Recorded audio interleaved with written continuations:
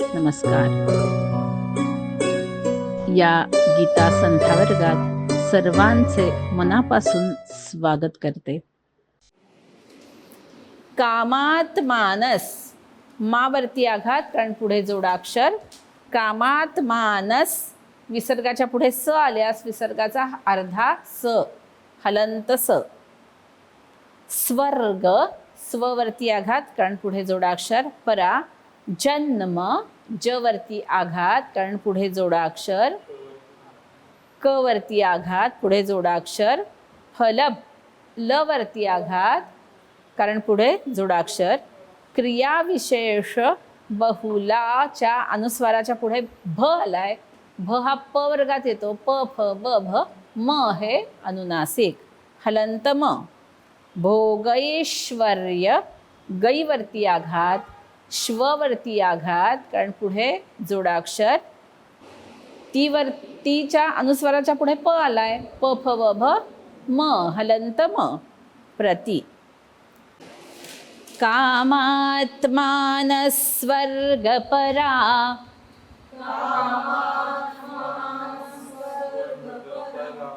कामात्मान स्वर्गपरा,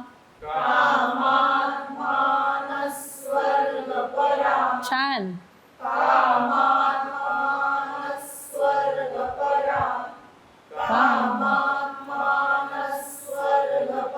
परत एकदा.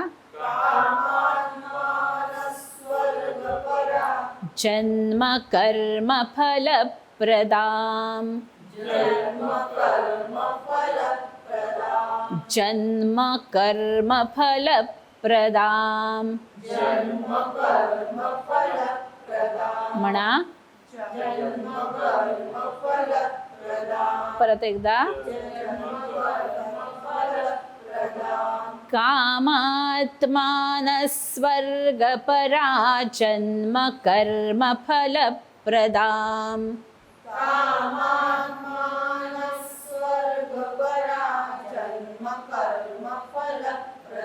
छान. म्हणा.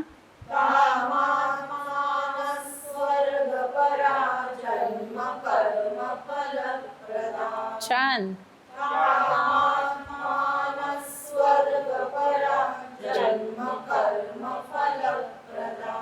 परत.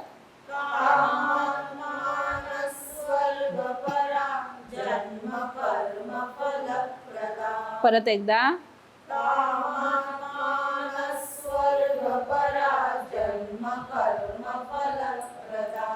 क्रिया विशेष बहुलाम. बघा, पहिला श आहे आणि दुसरा श आहे. क्रिया विशेष बहुलाम. छान. म्हणा. छान. परत एकदा. भोगैश्वर्य गतिं प्रति,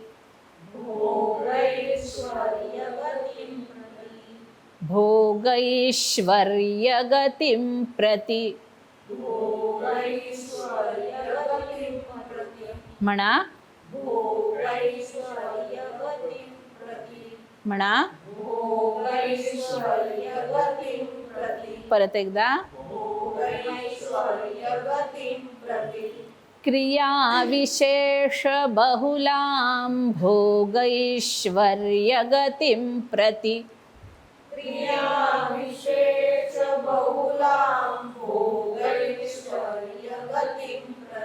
म्हणा.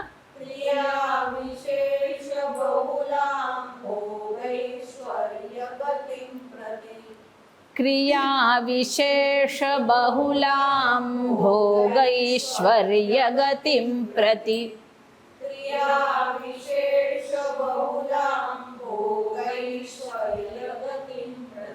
म्हणा.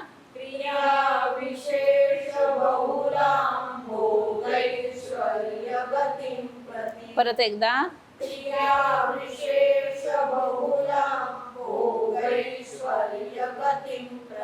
पूर्ण श्लोक बघा. कामात्मानः स्वर्गपरा जन्म कर्म फलप्रदां क्रियाविशेषबहुलां भोगैश्वर्यगतिं प्रति स्वर्गपरा जन्म कर्म फलप्रदां क्रियाविशेषबहुलां भोगैश्वर्यगतिं प्रति. छान म्हणा. कामात्मानः स्वर्गपरा जन्म कर्म फलप्रदां क्रियाविशेषबहुलां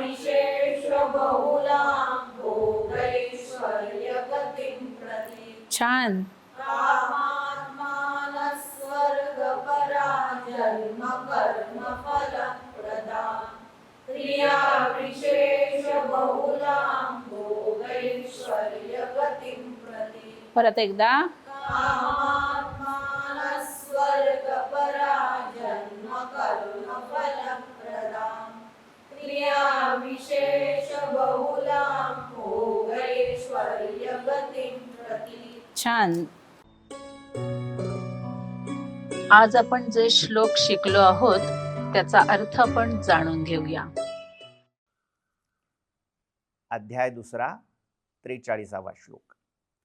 कामात्मानः स्वर्गपरा जन्म कर्म फलप्रदां क्रियाविशेषबहुलां भोगैश्वर्यगतिं प्रति.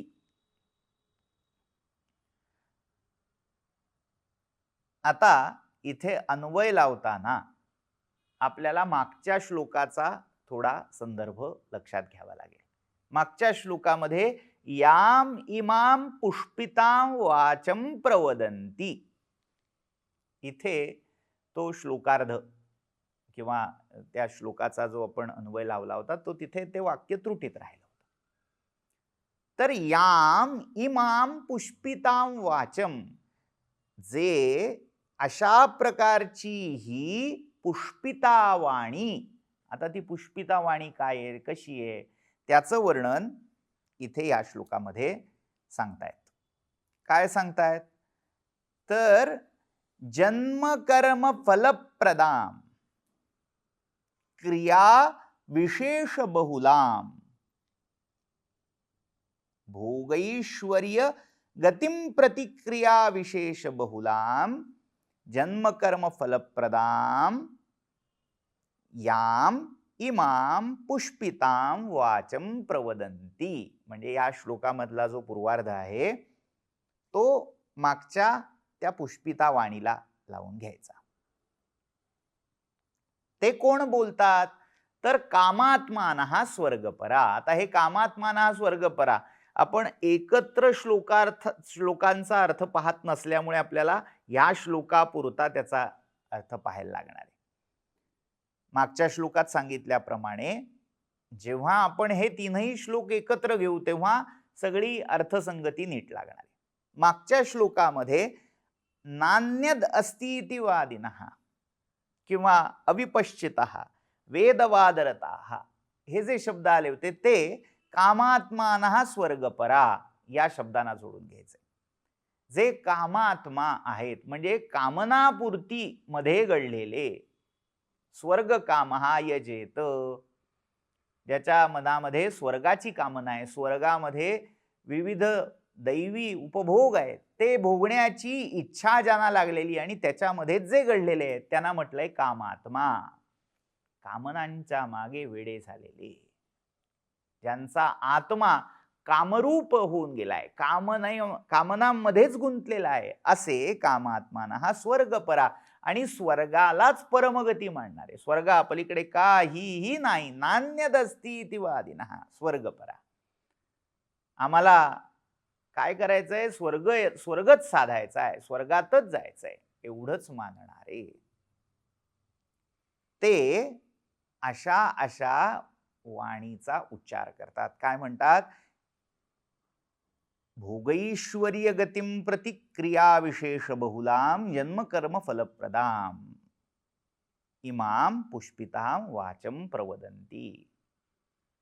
ही वाणी ही पुष्पिता वाणी जी मागच्या श्लोकामध्ये सांगितली, पुष्पिता असा का शब्द आला? पुष्पित म्हणजे फुलोरा, ज्याला फलधारणा झालेली नाही, नुसती दिखाव्याची आहे ती वाणी पुष्पिता वाणी. म्हणजे काही लोक असतात की भरपूर आपल्याला गोड गोड असं वाटेल बोलतात, पण ते करायची वेळ आली की कानाडोळा असतो. यांच्या भाषेला, यांच्या बोलण्याला पुष्पिता वाक म्हणायचं. फुलोरा भरपूर, पण त्या फुलोऱ्याचा अर्थार्थी उपयोग शून्य, लाभ काही नाही. जसं झाडाला फुलं खूप आली पण फळच धरलं नाही, तर जसा त्या फुलोऱ्याचा उपयोग होत नाही, तशी ही वाणी नुसती अर्थवादात्मक आहे, नुसती फलश्रुती सांगते हे होईल ते होईल, पण प्रत्यक्ष फलप्राप्ती होतच नाही, नुसती रंगवून रंगवून बाकीच्या गोष्टी सांगितलेल्या आहेत. म्हणून या अशा रंजनपर रोचनार्था फलश्रुती ही भागवताचं वचन आहे. लोकांना छान वाटावं, त्यांचं मन आकृष्ट व्हावं, यासाठी अशी काही जी अर्थवादात्मक प्राशस्त्य निंदान्यतर परवाक्यम अर्थवाद हे जे असं सांगितलं जातं. म्हणजे उदाहरणार्थ एखाद्या स्तोत्राच्या शेवटी म्हटलं जातं की बाबा हे केलं की काय तुम्हाला घर मिळेल, तुम्हाला वाहन मिळेल, अमुक तमुक तमुक. मुख्य उद्देश त्या स्तोत्राचं पठण होऊन संयम साधावा, भगवंताचं नामस्मरण व्हावं, भगवंताच्या लीला गायला जाव्यात आणि त्याच्यातून बुद्धीला स्थैर्य प्राप्त व्हावं, मनशांती लाभावी, हा त्याचा उद्देश आहे. पण त्याची बाय प्रॉडक्ट्स मुद्दामून अधिक अधोरेखित केली जातात की हे स्तोत्र म्हणालात तर तुम्हाला पैसा मिळेल, हे स्तोत्र म्हणालात तर तुम्हाला तुमची अडलेली कामं होतील. ते बाय प्रॉडक्ट आहे, ते आनुषंगिक फल आहे, मुख्य फल काहीतरी वेगळं आहे. तर ज्या काही वचनांमध्ये फक्त आनुषंगिक फलाचाच उल्लेख आहे की हे होईल ते होईल असा फुलोरा शब्दांचा ज्या वाणीमध्ये आहे, त्याच्यामध्ये भोगैश्वर्य गतिम प्रति क्रिया विशेष बहुलाम, भोग मिळावेत, विविध विषयांचा उपभोग घेता यावा, वेगवेगळं ऐश्वर मिळावं, सत्ता मिळावी, आधिपत्य मिळावं, यासाठी वेगवेगळ्या क्रिया, तोडगे भरपूर सांगितलेत ज्या वाणीमध्ये. तुम्हाला बाबा स्वर्ग हवाय का, अमुक यज्ञ करा. तुम्हाला मुलं हवेत का, अमुक तमुक यज्ञ करा. बाबा तुम्हाला शेतीवाडी हवी आहे का, तमुक आणखीन एक वेगळा यज्ञ करा, अमुक विधी करा. असं ज्या वाणीमध्ये विपुल सांगितलं जातं, नुसते मार्ग सांगितले जातात, क्रिया कर्माच्या वेगवेगळ्या विधा समजावल्या जातात, आणि शेवटी ज्याचं फलित जन्म कर्म फलप्रदाम, पुन्हा पुन्हा जन्म मरणाच्या फेऱ्यात अडकणं, हेच ज्या वाणीचं फलित होतं, ती वाणी हे अविपश्चित लोक पुन्हा पुन्हा सांगत राहतात, असा 43व्या श्लोकाचा अर्थ आहे.